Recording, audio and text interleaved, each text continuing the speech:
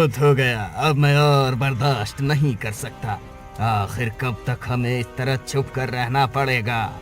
समय रहते हम दोनों उसके हाथों से बच निकले थे, नहीं तो न जाने हमारा क्या हाल होता। मैंने अभी हार नहीं मानी है, मैं एक कोशिश और करूंगा। आखिर तू ऐसा क्या करने वाला है? बस तू देखता जा, जो होगा तुझे खुद पता चल जाएगा।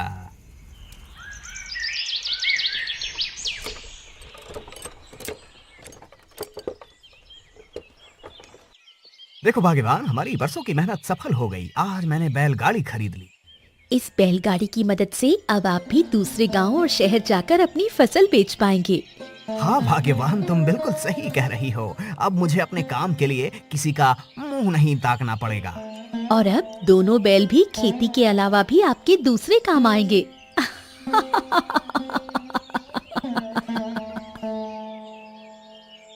भाग्यवान, अरे ओ भाग्यवान, कहाँ हो? जल्दी इधर आओ। क्या हुआ जी? आप इतनी जोर जोर से क्यों चिल्ला रहे हैं? कहीं कोई पहाड़ टूट पड़ा है क्या? बैलगाड़ी यहाँ नहीं है। तुमने किसी को बैलगाड़ी ले जाने दी है क्या?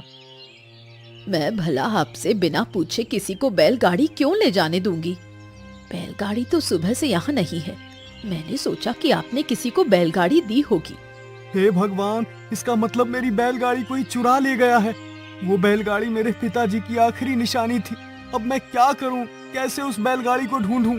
आपने बैलगाड़ी की रखवाली के लिए जो नौकर रखा हुआ था, वो कहीं दिखाई नहीं दे रहा। कहीं वही बैलगाड़ी चुराकर तो नहीं भाग गया? नहीं नहीं, वो बहुत ही ईमानदार है, वो ऐसा कभी नहीं कर सकते। तो फिर वो गया कहाँ? आज कहीं दिखाई क्यों नहीं दे रहा? पहले भी आपके नौकर आपको धोखा दे चुके हैं। मैं उनके बारे में कुछ नहीं जानता मालिक। मैं सिर्फ इतना जानता हूँ कि वो दो लोग थे।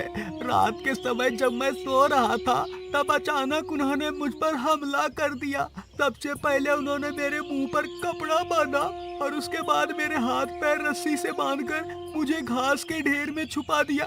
उसके बाद उन्होंने क्या किया, मुझे उसके बारे में कुछ भी मालूम नहीं है मालिक। जिन्होंने मेरी बैलगाड़ी चुराई है, उनका मकसद चोरी करना नहीं था, बल्कि वो मुझसे किसी बात का बदला ले रहे थे। आप ऐसा कैसे कह सकते हैं जी? मैं ऐसा इसलिए कह रहा हूँ क्योंकि मेरी बैलगाड़ी बहुत पुरानी थी, जिसकी कीमत ना के बराबर है। इसका मतलब जिसने भी ऐसा किया है वो आपका कोई करीबी ही है। हाँ, तुम बिल्कुल सही कह रही हो। लेकिन ऐसा कौन कर सकता है? मुझे उसी का पता लगाना है, और जिसने भी ऐसा किया है, मैं उसे उसके किए की ऐसी सजा दूंगा कि वो जीवन भर याद रखेगा। और तूने सुना क्या, जमींदार साहब की बैलगाड़ी चोरी हो गई है? हाँ, मैंने सुना है। मैंने तो ये भी सुना है कि उनकी बैलगाड़ी चुराने वाला उनका कोई रिश्तेदार या जान पहचान वाला है। मैंने तो ये भी सुना है कि जमींदार साहब ने ये घोषणा भी की है कि जो भी उनकी बैलगाड़ी ढूंढ कर लाएगा, उसे वो 10 बीघा जमीन इनाम में दे देंगे। तो फिर देर किस बात की है? हम सब अभी बैलगाड़ी ढूंढने के काम में लग जाते हैं और इनाम में मिली जमीन बराबर बराबर हिस्सों में बांट लेंगे। और तू बिल्कुल सही कह रहा है, हम ऐसा ही करेंगे। तूने तो कमाल कर दिया मेरे दोस्त। सांप भी मर गया और लाठी भी नहीं टूटी। मैंने ऐसी तरकीब लगाई थी जिससे उसे तो अब तक ये पता ही नहीं चला होगा कि उसके साथ क्या हुआ है। अब तेरी आगे की तरकीब क्या है? अब आगे क्या करना है? यहाँ से निकलकर किसी दूसरे शहर में जाएंगे और इन पैसों से एक नई जिंदगी शुरू करेंगे। हाँ, और वहाँ पर वही करेंगे जो यहाँ करते थे। हाँ, तूने बिल्कुल ठीक कहा मेरे दोस्त। लेकिन मैं अभी कुछ दिनों तक और रुककर उस जमींदार की परेशानी के बारे में सुनकर सुकून लेना चाहता हूँ।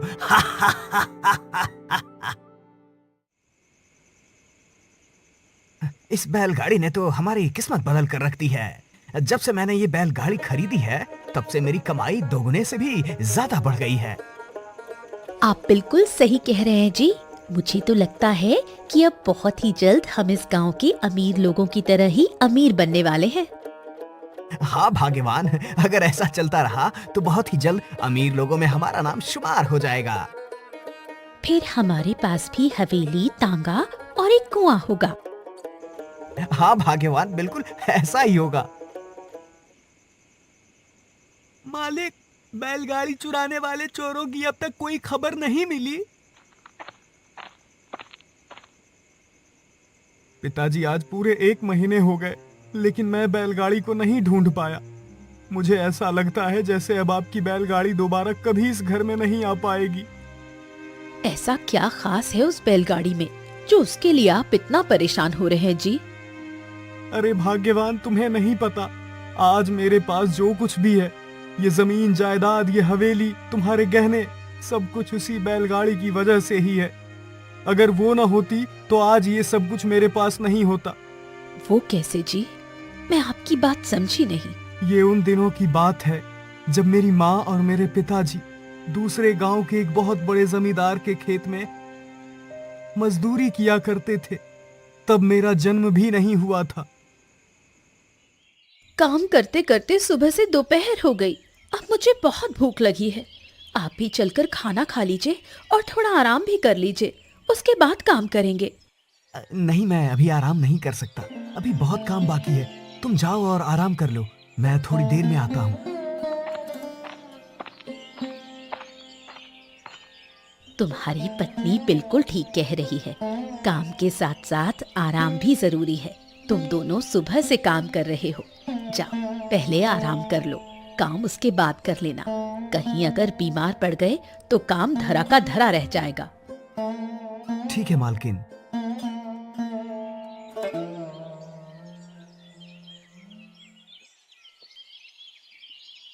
मालकिन, आज का काम हो गया। तुम दोनों बहुत ही मेहनती और ईमानदार हो। जब से तुम और तुम्हारी पत्नी मेरे खेतों में काम करने लगे हो, तब से मेरी खेती का कोई भी काम अधूरा नहीं रहता, सब समय से पूरा हो जाता है। ठीक है मालकिन, अब हम दोनों जाते हैं। सुनो, तुम्हारे लिए मेरे पास एक और काम है।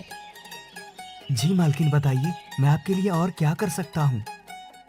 तुम वो बैलगाड़ी देख रहे हो ना, जिसका एक पहिया टूटा हुआ है? हाँ मालकिन। उसे तुम ले जाओ और उसकी लकड़ियों का इस्तेमाल तुम जैसे चाहे वैसे कर सकते हो।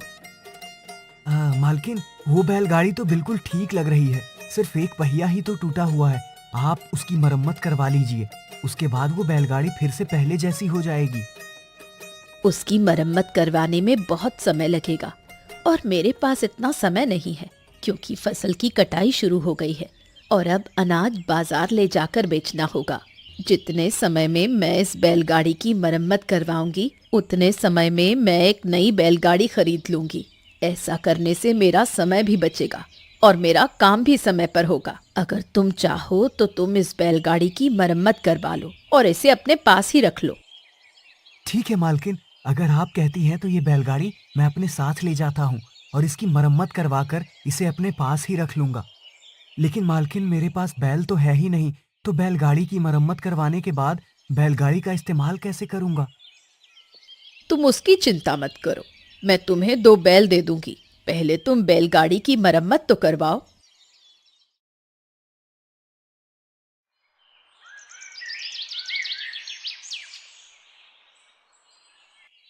यही है वो बैलगाड़ी जिसकी तुम्हें मरम्मत करनी है।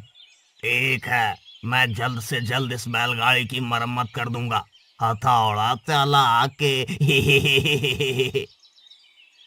अभी मैं जा रहा हूँ, शाम को आकर देखता हूँ तुमने काम ढंग से किया है या नहीं।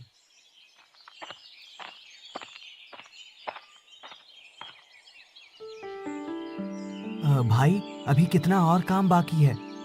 बैलगाड़ी का पहिया फिर से बनाने और बैलगाड़ी की मरम्मत करने में बहुत समय लगेगा। मैं सुबह से काम करके बहुत थक गया हूँ, अभी अपने घर जा रहा हूँ। कल सुबह आकर फिर से काम शुरू कर दूंगा। तुम्हें चाहे जितना समय लगे, लेकिन बैलगाड़ी की मरम्मत अच्छे से करवाना, किसी भी तरह की कमी नहीं रहनी चाहिए। आप चिंता ना करिए मालकिन, मुझ पर भरोसा रखिए, मैं इस बैलगाड़ी को नई जैसी बना दूंगा। अब मालकिन, ये देखिए, मैंने बैलगाड़ी की मरम्मत कर दी है। अब ये बिल्कुल नई जैसी हो गई है। मुझे पूरे 6 दिनों का समय लगा है हथौड़ा चला के। तुमने जैसा कहा था ठीक वैसा ही काम किया है। अब इस बैलगाड़ी को देखकर ऐसा लगता नहीं कि जैसे इससे पहले किसी भी तरह की कोई खराबी थी इसमें। ये लो तुम्हारे काम का इनाम। आपका बहुत बहुत धन्यवाद मालकिन। सच में ये बैलगाड़ी तो नई जैसी हो गई। ये देखो तुम्हारी बैलगाड़ी एकदम नई जैसी हो गई है। अब तुम इसे अपने साथ ले जा सकते हो। वो तो ठीक है मालकिन, लेकिन मैं समझ गई तुम क्या कहना चाहते हो। तुम गौशाला जाओ और तुम्हें जो 2 बैल अच्छे लगे उन्हें अपने साथ बैलगाड़ी खींचने के लिए ले जा सकते हो। मालकिन आपने मुझ पर बहुत बड़ा एहसान किया है। मैंने तुम पर कोई एहसान नहीं किया। ये तुम्हारी मेहनत और ईमानदारी का इनाम है। आपका बहुत बहुत धन्यवाद मालकिन। बस अब तुम जल्दी से नए काम में लग जाओ। ठीक है मालकिन, जैसा आप कहो। मालकिन कितनी अच्छी है ना। उन्होंने हमें आगे बढ़ने का मौका दिया है। हाँ, तुम बिल्कुल ठीक कह रही हो भाग्यवान। मैं इस मौके को हाथ से नहीं जाने दूंगा। अब तुम देखना मैं कैसे हमारी किस्मत बदल दूंगा। मैं भी आपका पूरा साथ दूंगी जी। उस दिन के बाद मेरे पिताजी ने खूब मेहनत की और तरक्की करते चले गए। उनकी मेहनत का ही नतीजा है कि आज मैं इतना बड़ा जमींदार हूँ। मुझे माफ कर दीजिए जी। मुझे उस बैलगाड़ी की अहमियत के बारे में नहीं पता था।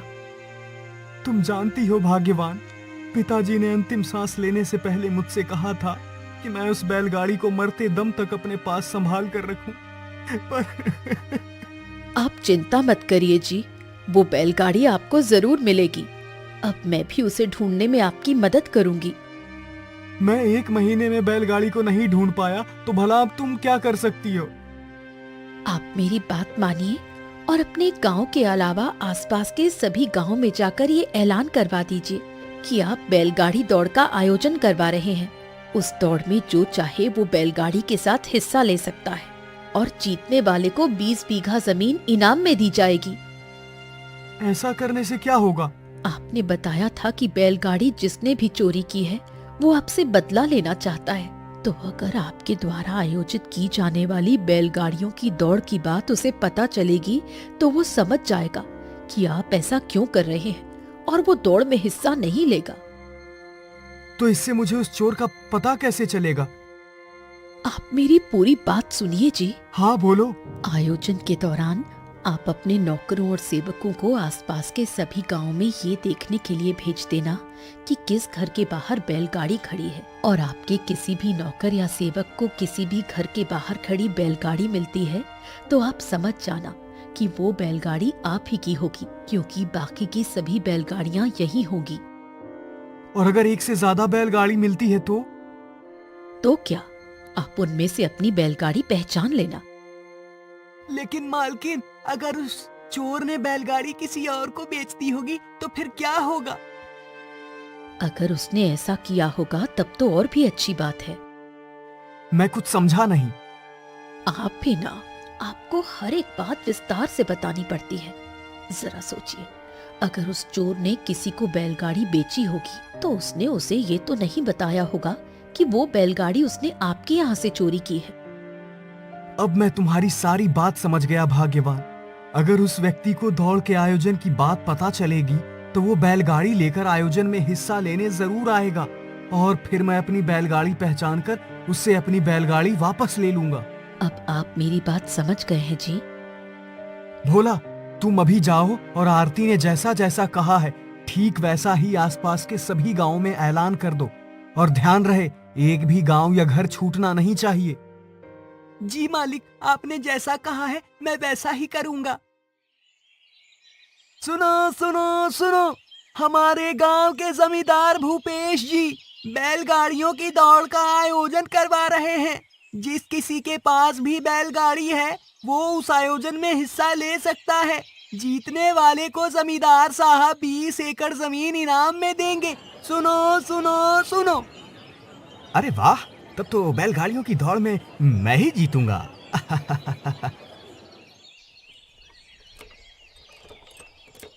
क्या बात है जी, आप बहुत खुश दिखाई दे रहे हैं। जो बात मैं अभी अभी सुनकर आ रहा हूँ, अगर तुम भी सुन लोगी तो तुम भी खुशी से झूम उठोगी।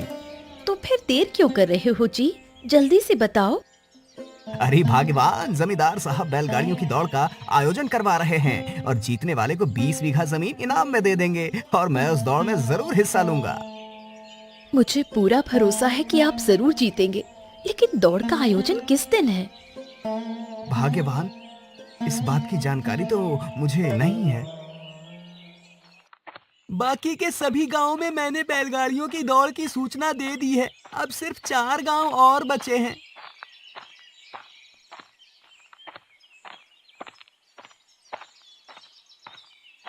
ए भाई, तुम इस वक्त इस घने जंगल में अकेले क्या कर रहे हो?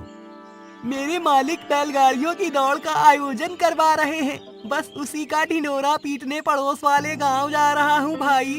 अगर तुम्हारे पास बैलगाड़ी हो तो आयोजन में हिस्सा लेने आ जाना।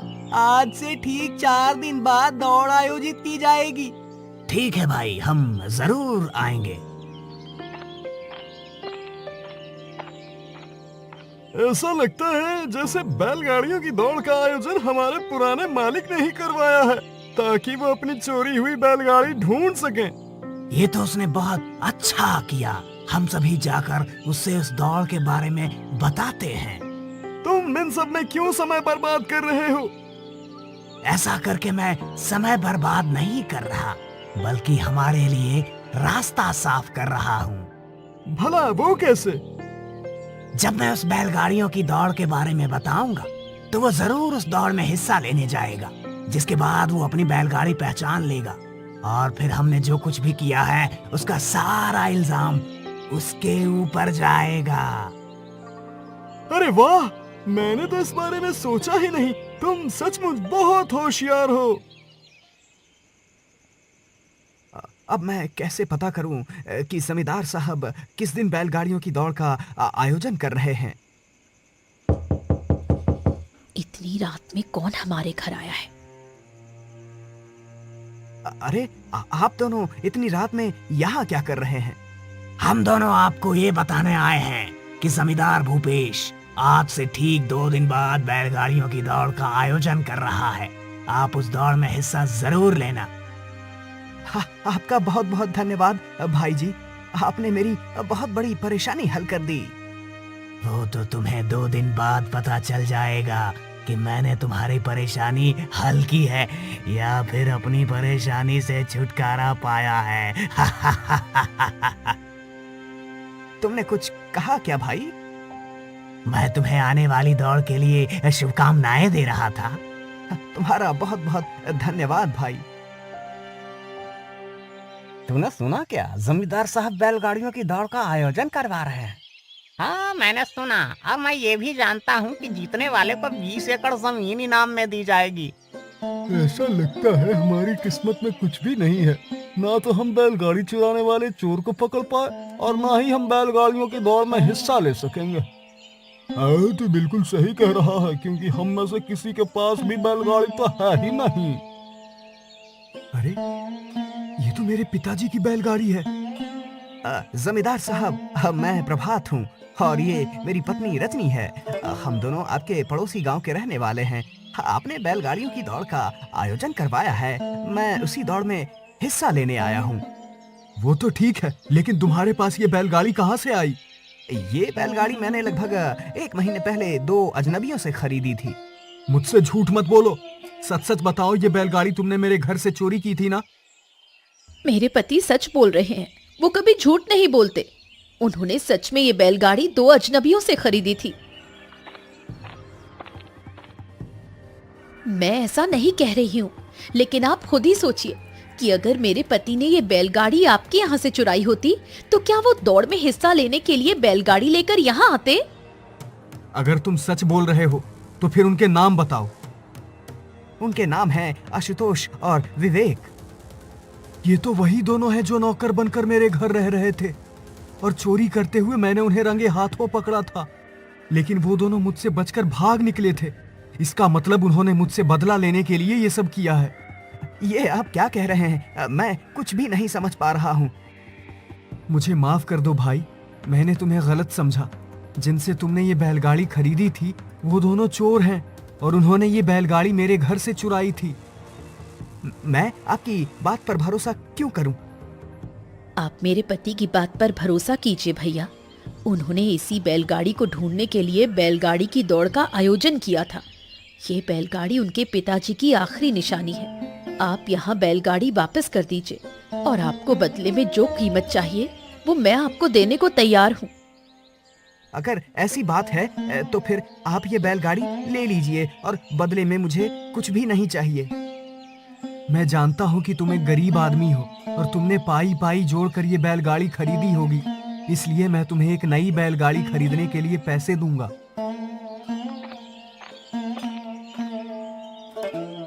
ये क्या, सारे गहने और रुपए कहाँ गए? इसका मतलब वो दोनों बैलगाड़ी के साथ साथ गहने और रुपए भी चुरा कर ले गए थे। अब मैं क्या करूं? एक काम करता हूं, उस गरीब को 20 बीघा जमीन के कागज दे देता हूं। उन दोनों का क्या करना है, कैसे करना है, उसके बारे में बाद में सोचूंगा।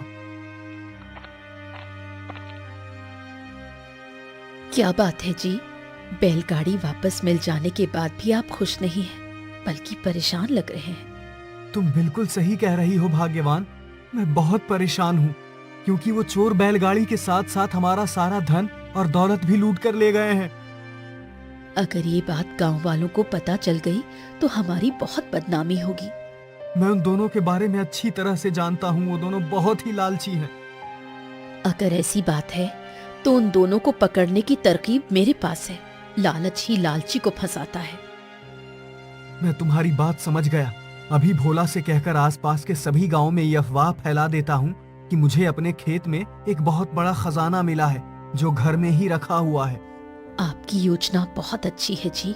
आपकी ये अफवाह सुनकर वो दोनों चोर जरूर एक बार फिर यहाँ चोरी करने आएंगे और इस बार आपके बिछाए जाल में फंस जाएंगे।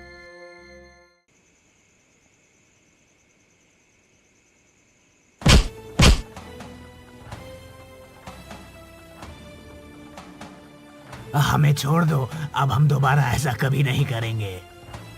पहले तुम दोनों ये बताओ कि तुमने मेरे घर से चुराए हुए गहने और पैसे कहाँ छुपाए हैं? ये रहे आपके गहने और रुपए, अब हमें छोड़ दो। मैं तुम्हें ऐसे कैसे छोड़ दूं? अब तुम्हारी बाकी की जिंदगी जेल में बीतेगी। इनको इनके किए की सजा मिल गई, लेकिन आपने जिस दौड़ का आयोजन किया था उसका क्या होगा? होना क्या है, दौड़ होगी और जीतने वाले को इनाम